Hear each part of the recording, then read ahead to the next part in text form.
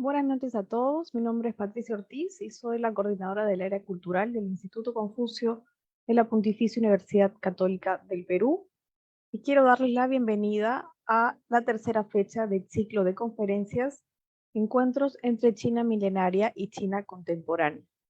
Este evento está siendo organizado en conjunto por el Instituto Confucio PUC, el Instituto Confucio de la Universidad Santo Tomás de Chile, el Instituto Confucio de la Universidad de Piura de Perú, el Instituto Confucio de la Universidad de Costa Rica, el Instituto Confucio de la Universidad de San Francisco de Quito de Ecuador y el Instituto Confucio del Instituto Tecnológico de Santo Domingo, INTEC de República Dominicana. Todas estas instituciones que forman parte del proyecto a nivel mundial del gobierno chino y de una gran red de institutos cuya misión es difundir la lengua y la cultura china en la región y el mundo. En esta segunda edición del ciclo, también organizado en el marco de la celebración del Festival del Bote del Dragón, una de las festividades más importantes dentro de la tradición china, buscamos dar a conocer el lado más tradicional y el más moderno de 4 ciudades destacadas de China: Beijing, Shanghái, Harbin y Anhui, y cómo estos aspectos conviven y se potencian en un mismo territorio, haciendo únicos estos destinos. Agradecemos a todas las personas que están conectadas a través de Zoom esta noche y también a través de nuestras redes sociales.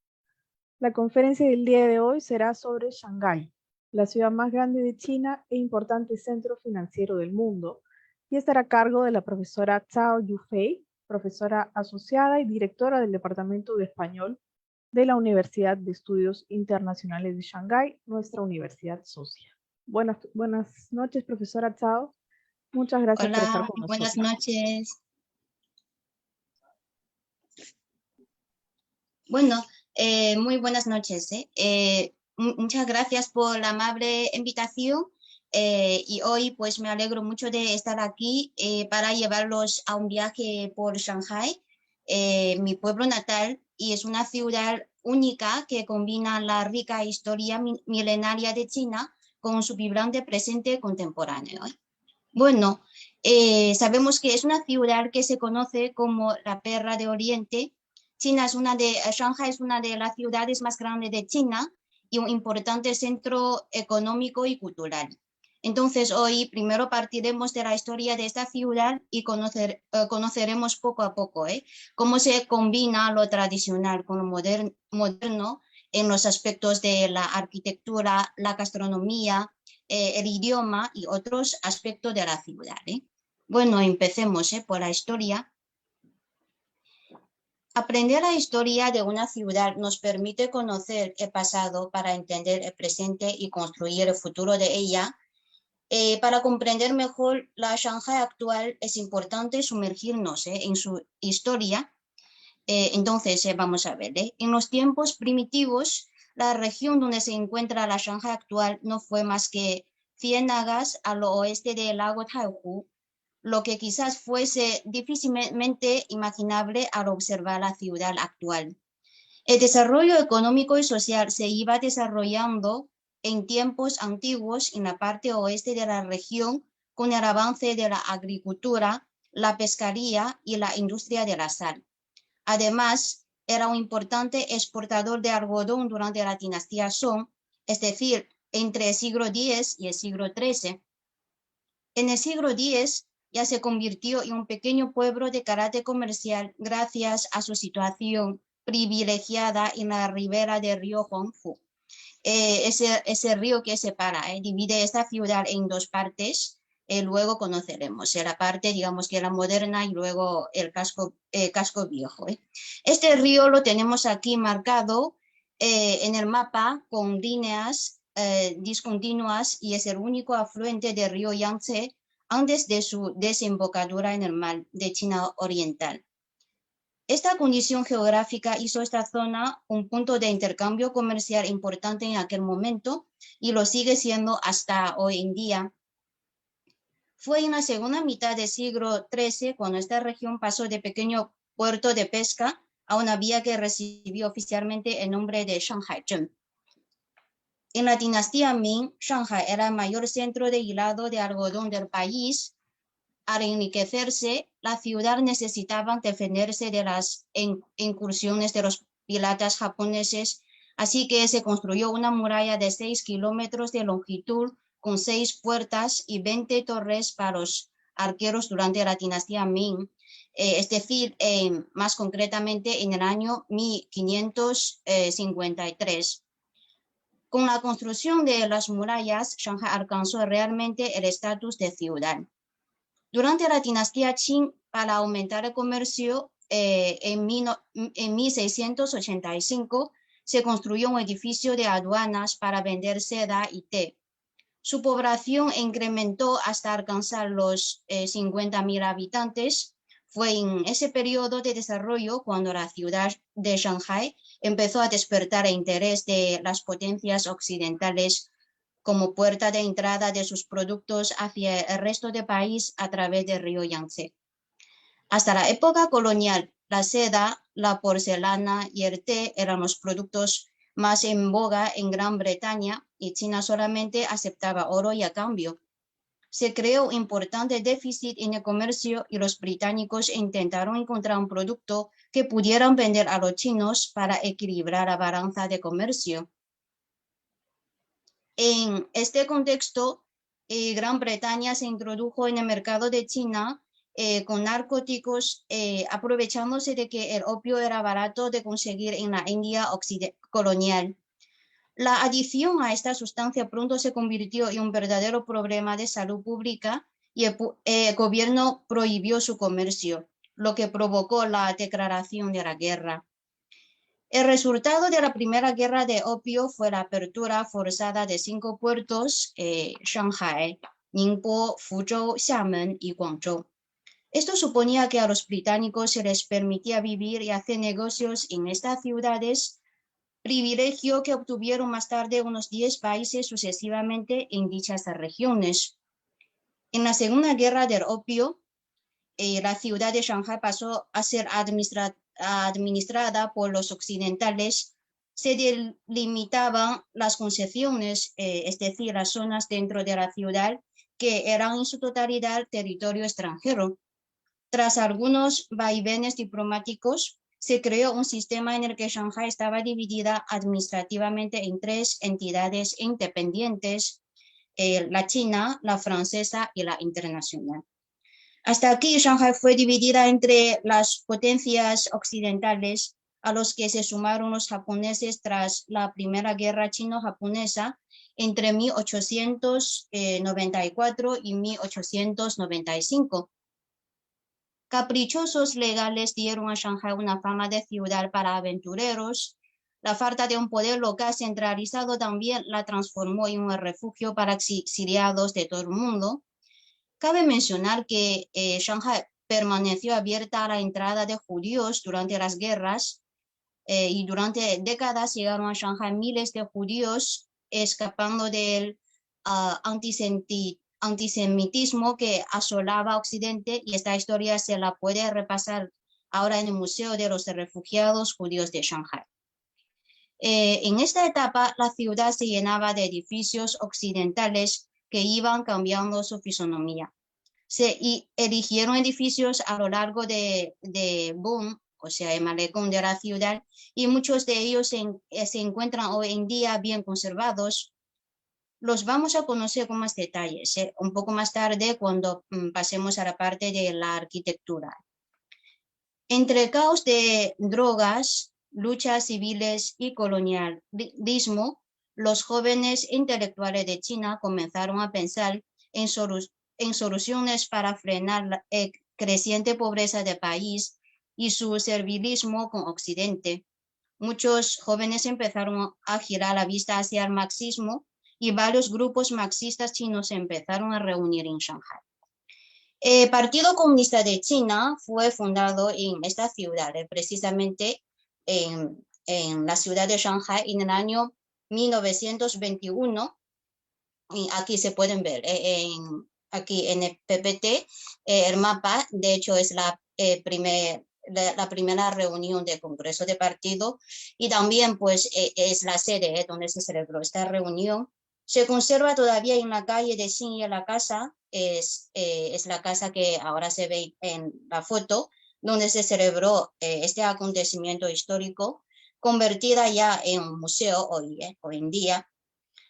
En el año 1937, la ciudad cayó en manos de los japoneses. Esta ocupación duró hasta 1945. La ocupación japonesa fue un duro golpe para los asentamientos extranjeros y como consecuencia, la presencia formal de las concesiones finalizó en 1946. Tras la derrota japonesa en la Segunda Guerra Mundial, los nacionalistas y comunistas no tardaron en retomar los combates y así se estalló la Guerra Civil China.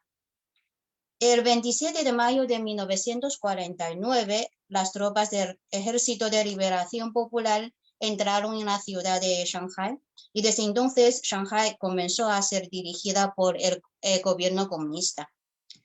La liberación de la ciudad en 1949 por el Partido Comunista de China marcó el inicio de una nueva era, una nueva etapa para esta ciudad. Después de la fundación de la Nueva China, después de la fecha del año 1949, la reforma y apertura de China iniciadas en 1978 ha sido uno de los acontecimientos más importantes en el siglo XX. Deng Xiaoping decidió en 1978 hacer a China incorporarse de nuevo al mundo. Aquí está la foto de Deng Xiaoping, al mundo e iniciar la reforma económica. China recuperó su importancia económica con rapidez en los años 1980 y 1990. A principios de 1991, en su visita a Shanghái, Deng Xiaoping dijo que esperaba que los shanghaineses fueran más abiertos ideológicamente, más audaces y más rápidos en el ritmo. Entonces, desde entonces, Shanghái ha ido creciendo en todos los sentidos y tomando el protagonismo cultural y económico dentro de China. Otro acontecimiento importante que cabe mencionar es la Expo Mundial. En el año 2010 se celebró en la ciudad de Shanghái la Exposición Universal, cuyo tema central fue la vida urbana, y el lema de esa edición era Mejor ciudad, mejor vida. La mascota oficial del evento fue un singular personaje de color azul. Aquí se ve en la foto, es la mascota. Recibió el nombre de Haibao, término que proviene de las palabras chinas Haibao, o sea, se componen de dos caracteres. Hai quiere decir mar y luego Bao es tesoro, entonces quiere decir tesoro del mar. Su forma está inspirada en el carácter chino, pues supongo que muchos conocen, ¿no? El carácter chino de persona, que significa persona, ren en chino.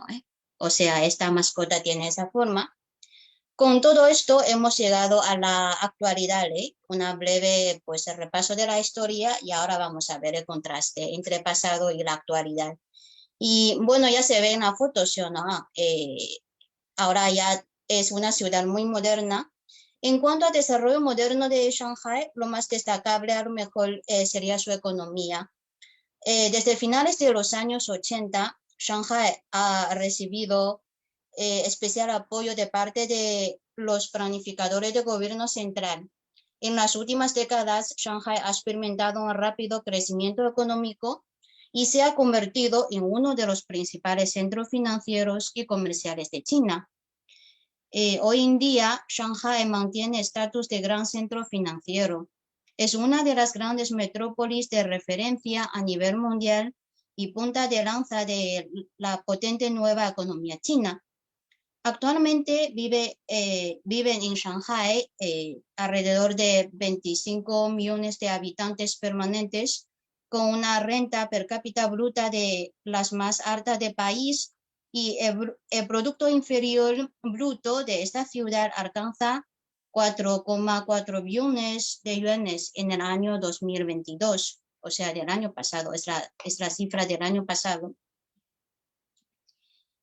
Y bueno, ahora precisamente en esta diapositiva tenemos dos fotos como una comparación del pasado de esta ciudad y la actualidad de la ciudad. Aquí es la foto de río Huangpu que hemos mencionado anteriormente, que divide esta ciudad en dos partes, la parte del oeste y la parte de este. Y vamos a ver, aquí es un contraste.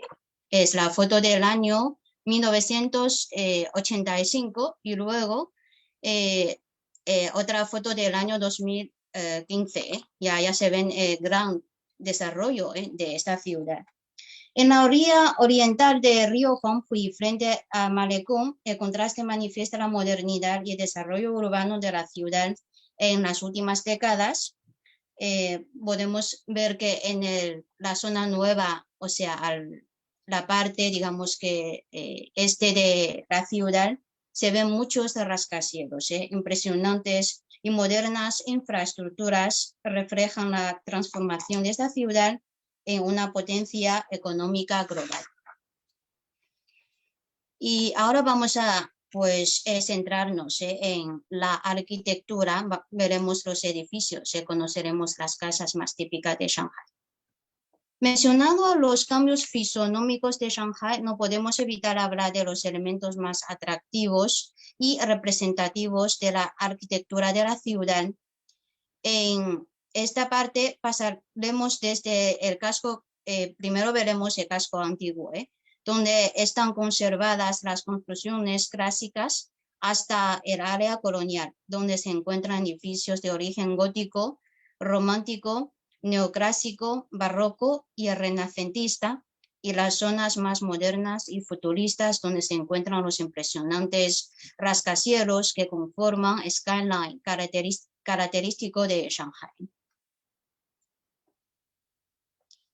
Para la mayoría de los turistas, lo más emblemático de esta ciudad debe ser la fachada de estilo exótico y el horizonte espectacular que contemplamos desde ambas orillas del río Huangpu. Sin embargo, también vale la pena conocer, ante todo, las construcciones más tradicionales de esta ciudad, cuando hablamos de la arquitectura de esta ciudad. En este caso hay que mencionar especialmente Shikumen, es la foto de esta, digamos que esta casa representativa de esta ciudad. Shikumen, aquí se ven tanto su pronunciación en pinyin, también los caracteres. Shikumen es un estilo arquitectónico tradicional de Shanghai que combina elementos occidentales y chinos. Apareció en la década de 1860. De forma genérica recibe el nombre Shikumen todo tipo de casas surgidas en Shanghai entre finales del siglo XIX y la Segunda Guerra Mundial. La traducción literal de Shikumen es Shiku. Shiku quiere decir piedra y Men es puerta, entonces es puerta de piedra. Pero la palabra de Shikumen no se refiere solamente a las puertas, sino también al edificio. El nombre de Shikumen proviene de la ornamentación que caracterizaba las puertas. Aquí se ven las fotos, o sea, es su característica. Es un tipo de ornamentación típica de Shanghai. Aunque la mayoría de los shanghaineses viven ahora en grandes edificios de apartamentos, en el cenit de su popularidad había en total 9.000 Shikumen en Shanghai, lo que representaba el 60% de todas las viviendas de la ciudad. Podemos mirar hacia abajo estas zonas bien ordenadas con las construcciones de Shikumen en las fotos de este periodo de tiempo. Por ejemplo, a los dos lados del río Suzhou. El río Suzhou es otro río que cruza la misma ciudad. La forma más antigua de Shikumen partió de una organización en planta en forma de U, con 2 plantas o 3 como mucho. Aquí se ve en la foto. La U se formaba a través de 2 alas construidas que se conectaban en una zona central correspondiente con el patio tradicional. Aquí en la pantalla se presenta el plano de la planta baja de un Shikumen tradicional, que normalmente contiene el patio, el salón, la cocina, los cuartos y dormitorios y el trastero. Este estilo de vivienda se desarrolló cuando los promotores locales adoptaron el llamado estilo de casas adosadas occidentales a las condiciones chinas. En la actualidad, los shikumen se han reconstruido y se mantienen en muchos sitios de Shanghai. Por ejemplo, en la zona de Xintiandi, donde se encuentra también el Museo del Primer Congreso Nacional del Partido Comunista de China, que pues hace momentos hemos presentado, se compone de shikumen tradicionales de mediados del siglo XIX, reconstruidos en callejones estrechos, y algunas casas adosadas que ahora funcionan como librerías, cafeterías, restaurantes y centros comerciales. ¿Sí? O sea, ahora se ha convertido estos barrios en un buen lugar, un buen sitio para divertirnos.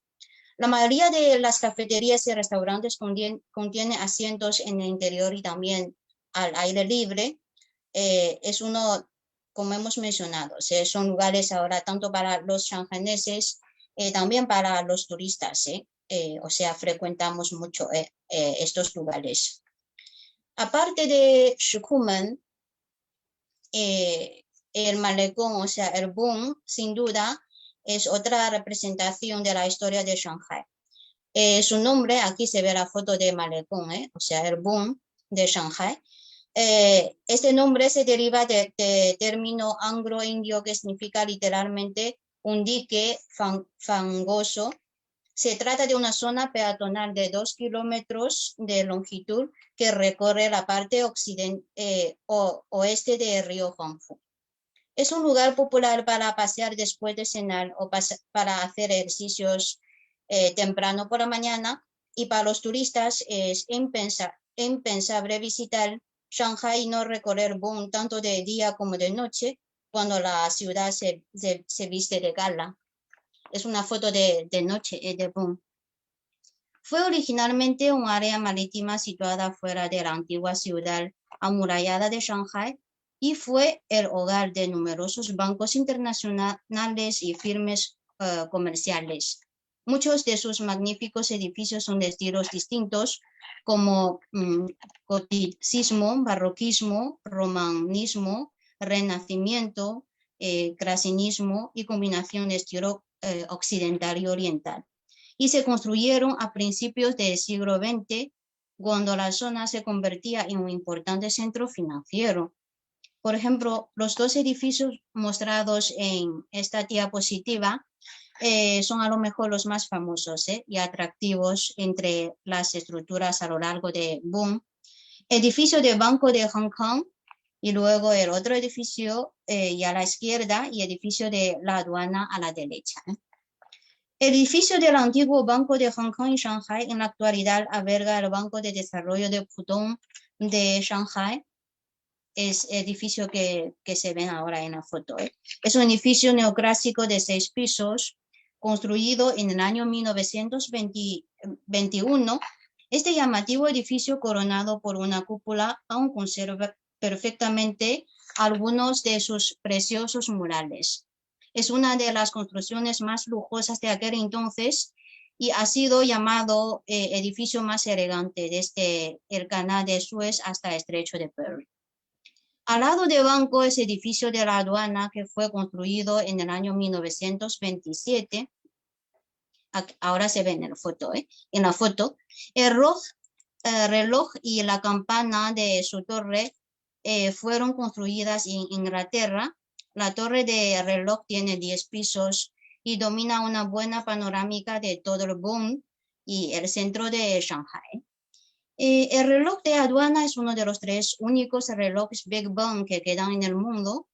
El mayor de Big Bang de Londres, que fabricó en el año 1859, seguido Big Bang de la Plaza Roja de Moscú, y el de Shanghai es el tercero que tenemos aquí ahora mismo en la foto.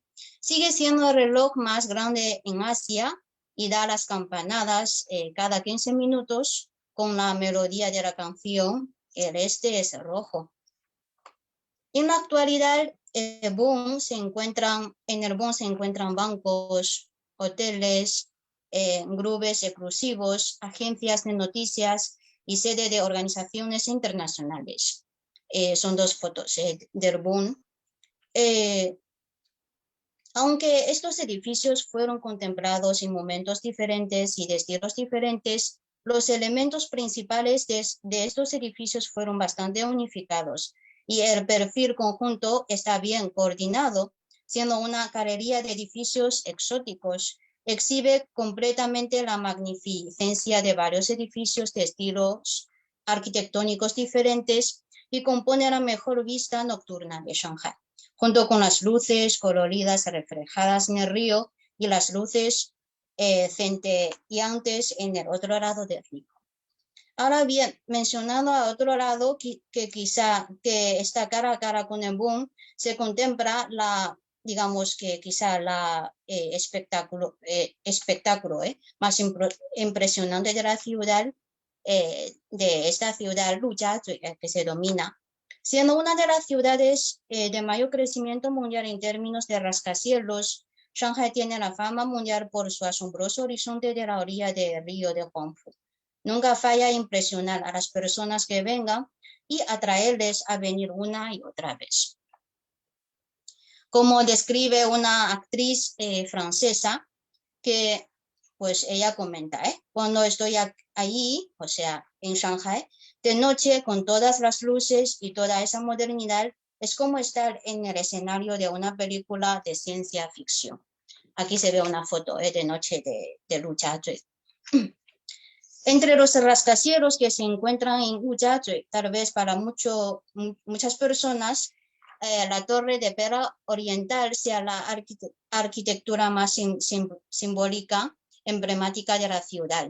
La torre es a la derecha de la foto, no sé si aquí, bien. Es una torre de radio y televisión de 468 metros de altura y con unas bolas, terminada en 1994, la torre se compone de 11 esferas de diferentes tamaños, digamos que unas bolas, lo más grande de las cuales mide 50 metros de diámetro y se apoya en varias patas que llegan hasta el suelo. La torre cuenta con 15 observatorios a distintas alturas y el más alto de ellos está a 350 metros. O sea, podemos subir en el ascensor para tener, digamos que una vista panorámica de toda la ciudad en el observatorio. Sin embargo, esta torre no es el edificio más alto. El edificio más alto de Shanghái en la actualidad es otro edificio que recibe el nombre de la Torre de Shanghái, con una altura de, ahora marcamos con el color rojo, con una altura de 632 metros, es también el segundo edificio más alto del mundo.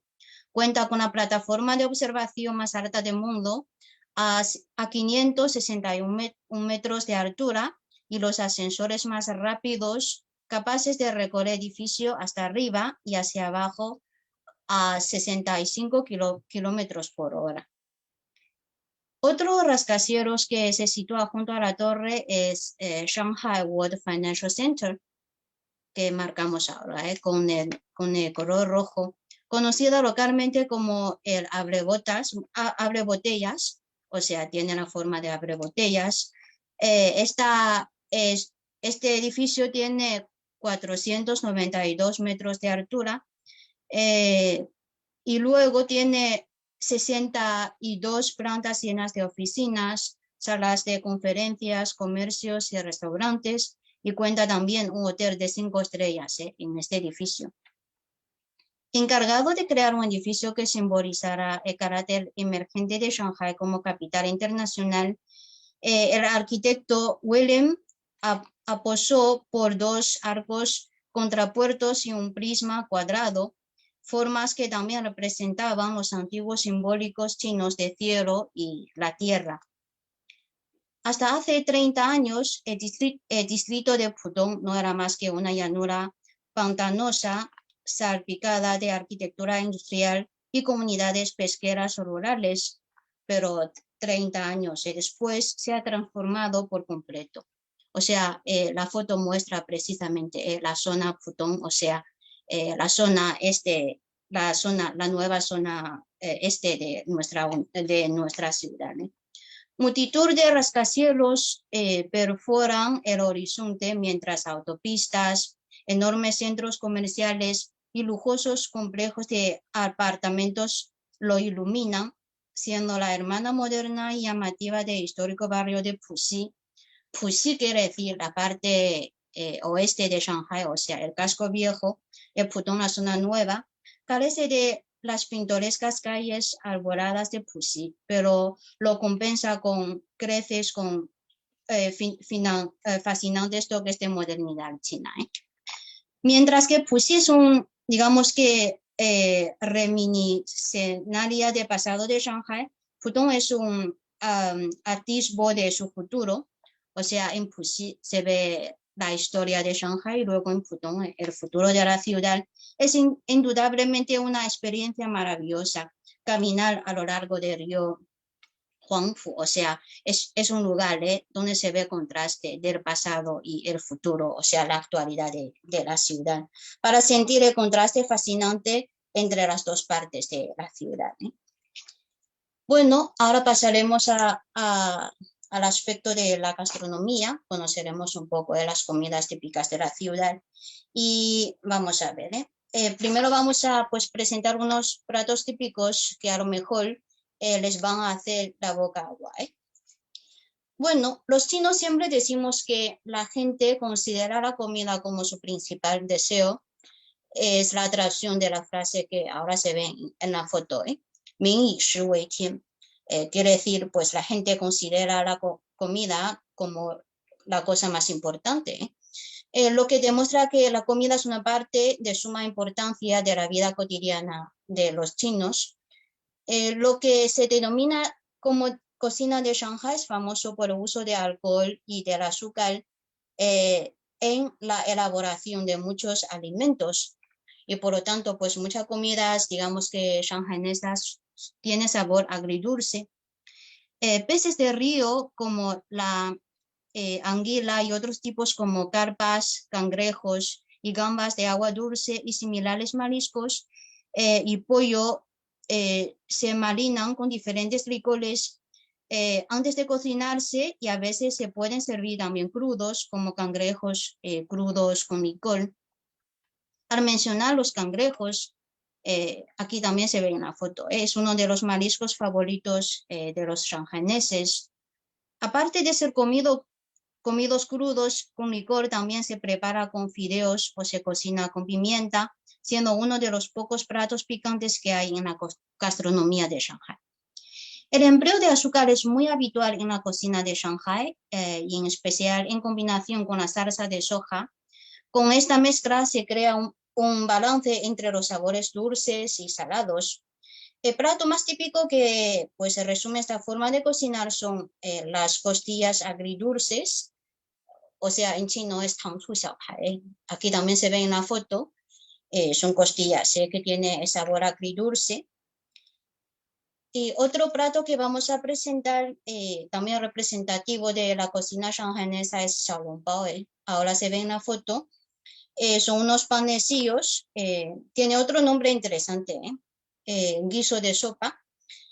Xiaolongbao se preparan al vapor tradicionalmente en las cestas de bambú, en una cama de hojas secas, en comparación con otros bollos rellenos de o baozi que se encuentran en China. Los rellenos de xiaolongbao son totalmente caldo y carne, y el caldo precisamente es la esencia del alimento. O sea, son unos panecillos pequeños a vapor y luego con relleno de carne y caldo. Suelen comer xiaolongbao mojando vinagre con las rodajas de jengibre. Al morderlo, el caldo interior sale inmediatamente, caliente y sabroso. El delicioso sabor le hará convertirse en una persona ávida que tiene que comer más xiaolongbao. Desde luego, no puede ser impaciente comer la gastronomía con el fin de que evite quemar la boca o ensuciar la ropa. Y otro plato es Shenzhen Bao. Aquí también se ve la foto. O sea, son empanadas, también con relleno de carne, pero fritas. También se denomina ravioles fritos. Son las dos comidas, Shenzhen y Guotie. Son muy parecidas, pero tienen formas un poco diferentes. Son las dos comidas también muy ricas y famosas, representativas de la ciudad, que se puede encontrar en cualquier restaurante local. Pues los comemos los dos platos como desayuno en Shanghai. Guotie, o sea, a la derecha, es una especie de bola de masa frita que contiene un relleno de carne y cerdo jugoso, muy parecido a xiaolongbao, y dispone de sabores diferentes, incluido calabaza, negro, pescado, etc. Es un desayuno popular para los ciudadanos de la ciudad.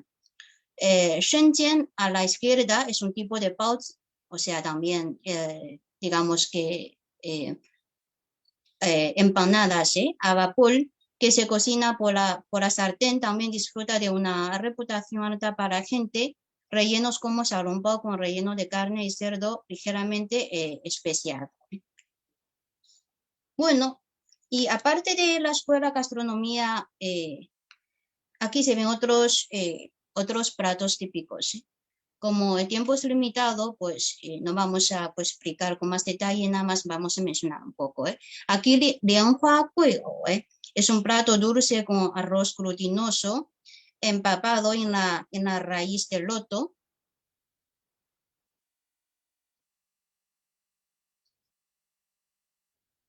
Y aquí se ve la otra comida, tangyuan, son bolas de arroz glutinoso. De hecho, siempre pues comemos tangyuan en el festival de Yuanxiaojie, o sea, es un festival para reuniones familiares, ya que pues su nombre significa las reuniones.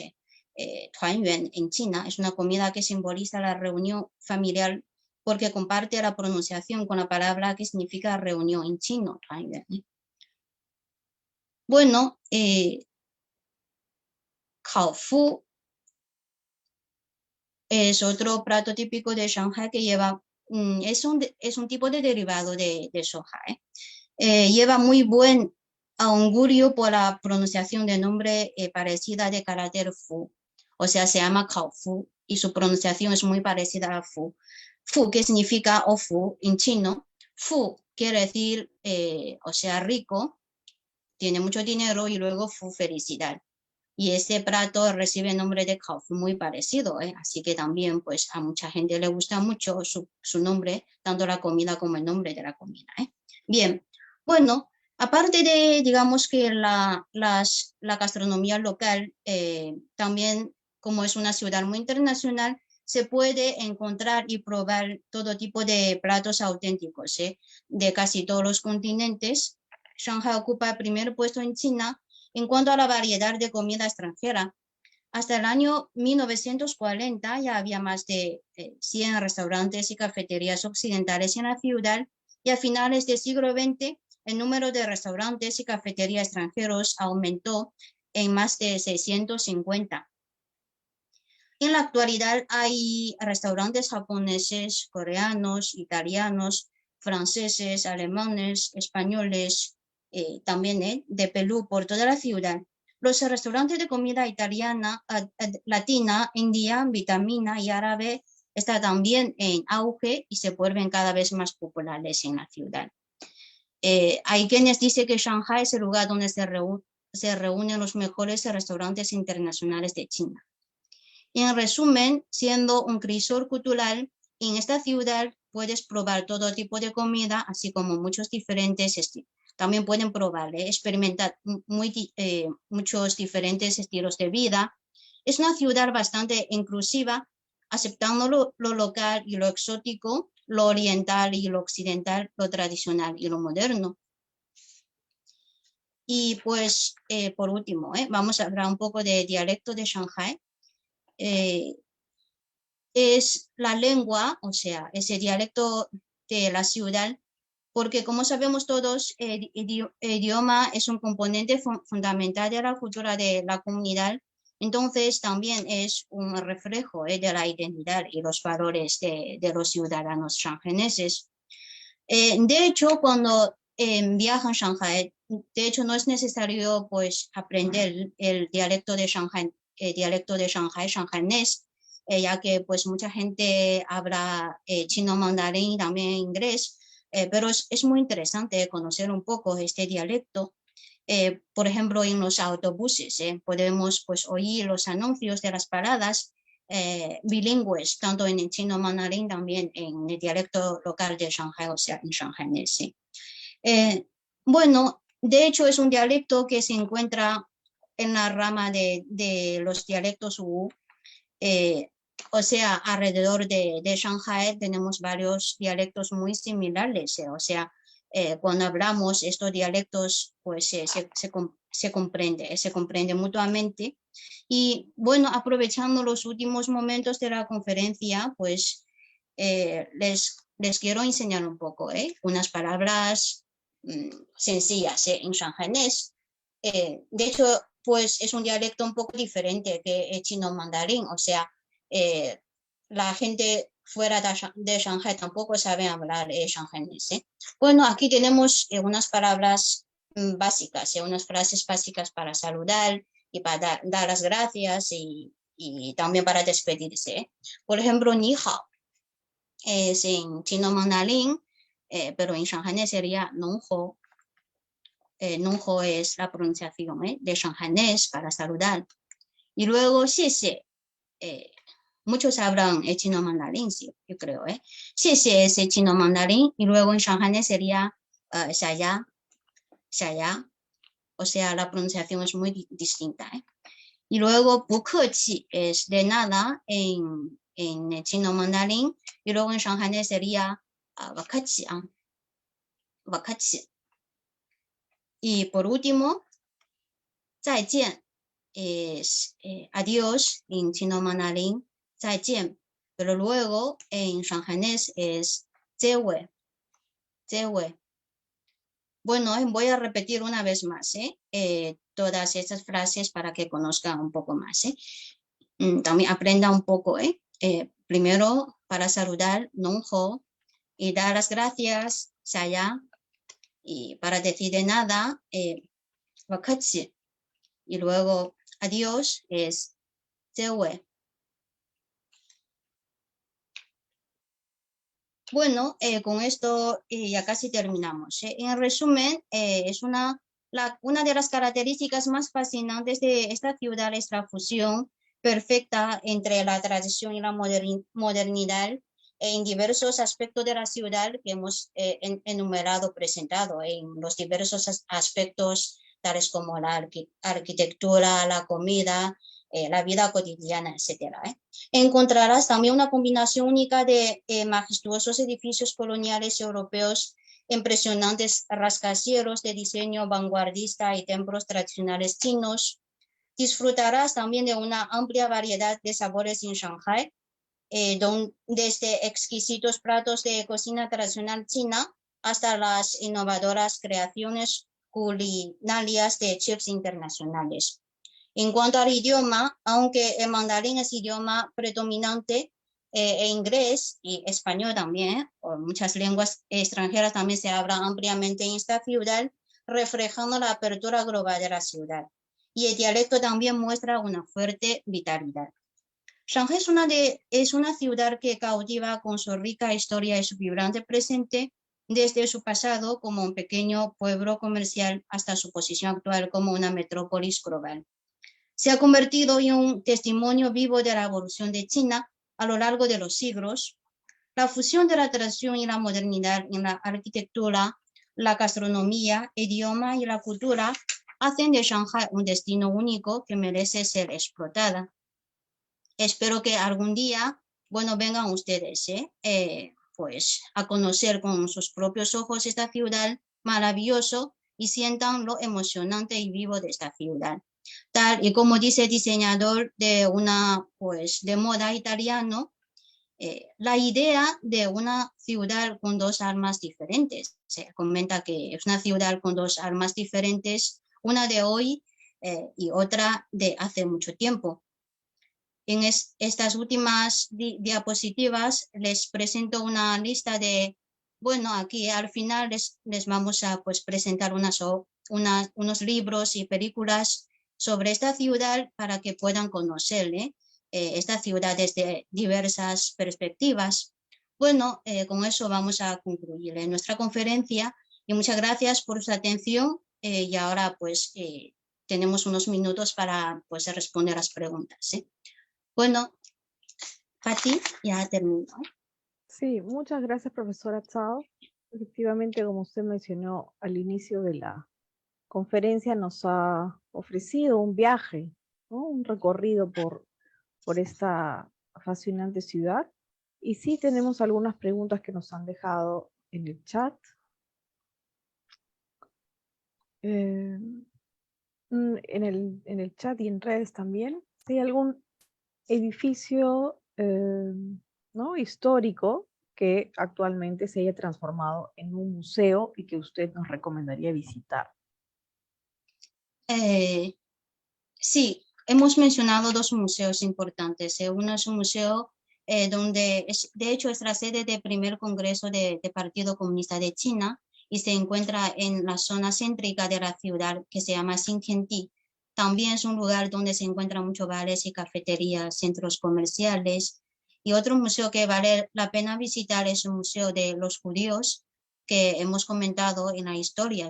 Muchos refugiados judíos entraron en la ciudad. Entonces también es un museo muy interesante para conocer esa etapa de historia de la ciudad.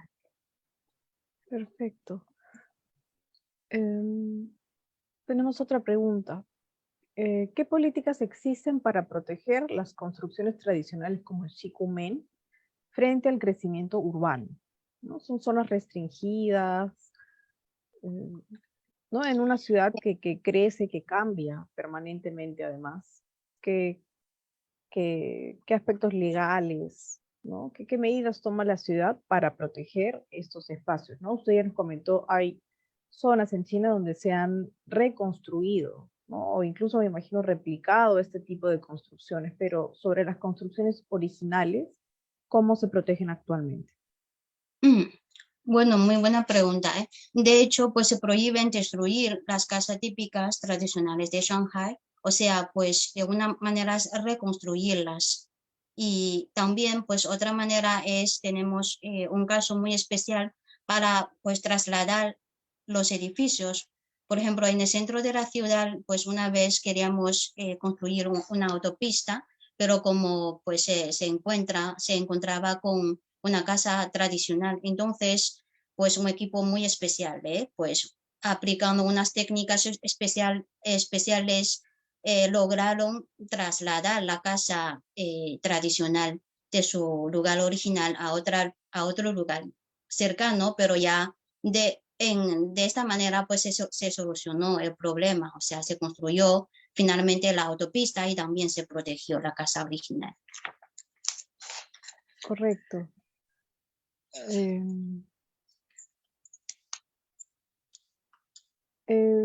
Consultan si Shanghái es una zona sísmica y si es así, ¿con qué tipo de tecnología se construyen edificios tan altos? Bueno, de hecho no soy experta en la arquitectura, pero pues durante una época en Shanghai pues tenemos muchos, digamos que equipos especiales muy altos para pues hacer construcciones de este tipo. Y además pues invitamos a muchos, digamos que expertos, arquitectos, digamos que con fama, diseñadores de fama internacional. Eso yo creo que sería, pues con la tecnología hoy en día, yo creo que no sea un gran problema para construir los rascacielos en la ciudad. Sobre el shanghainés, ¿no? El dialecto del que también nos comentó. Julio Rivera consulta, se dijo que la pronunciación del idioma chino en Shanghai con el chino mandarín es diferente, pero consulta si también la escritura ¿no? Del shanghainés es distinta. Bueno, es una pregunta muy buena, ya que el dialecto de Shanghai, o sea, shanghainés no cuenta con una escritura, o sea, es un dialecto que no tiene la escritura, es una lengua hablada nada más. No podemos escribir el dialecto shanghainés, nada más podemos hablar en shanghainés.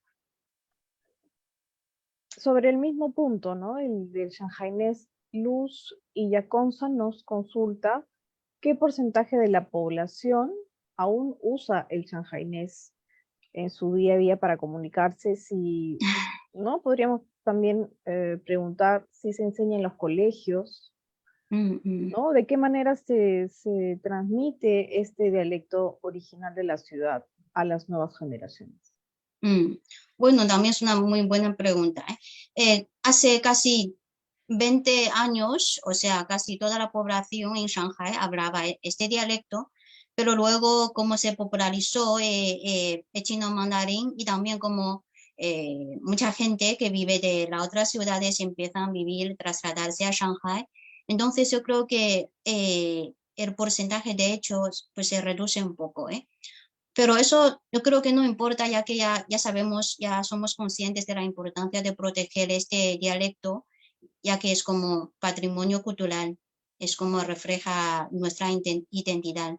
Entonces ahora en el colegio y también en las guarderías infantiles se enseñan canciones, o sea, unas canciones para los niños en este idioma. Y ahora muchos niños, o sea, muchos jóvenes anteriormente no dominaban el dialecto de shanghainés, también empiezan a aprender, y ya que pues también son conscientes de la importancia de la protección de este, digamos que vehículo de la lengua, de la cultura de Shanghai. De acuerdo, profesora Zhao. Esas han sido todas las preguntas que hemos recibido. Le agradezco nuevamente su presentación, el habernos acompañado y haber aceptado nuestra invitación para ser parte de este ciclo. Y les agradezco a todos por estar hoy día acompañándonos en esta tercera conferencia. Me van a ayudar ahora con una imagen para poder ver las fechas de las siguientes conferencias y los temas también. Milagros, si me ayudas, por favor. Y aprovecho para, antes de finalizar, comentarles que el Instituto Confucio PUC tiene un sistema de gestión de calidad. Tenemos una certificación ISO, ¿no? La mejora continua es algo por lo que apostamos siempre. Entonces, desde ya les agradezco tomarse un par de minutos nada más para responder nuestra encuesta de satisfacción que acaba de ser colocada en el chat. Como les decía, estas son las fechas que tenemos pendientes todavía en nuestro ciclo: el miércoles 12 de julio, el 19 de julio y el 26 de julio. Tendremos 3 conferencias más a cargo de otros 3 institutos Confucios, en este caso el de Ecuador, el de República Dominicana y el de Chile. Y conoceremos más sobre Beijing, Harbin y Anhui. Así que están cordialmente invitados a las fechas pendientes de nuestro ciclo de conferencias. Muchas gracias a todos por acompañarnos y buenas noches. Hasta la próxima. Gracias, profesora Zhao. Bueno, gracias. Adiós. Gracias, Pati. Gracias, Bueno, profesor. bueno, adiós.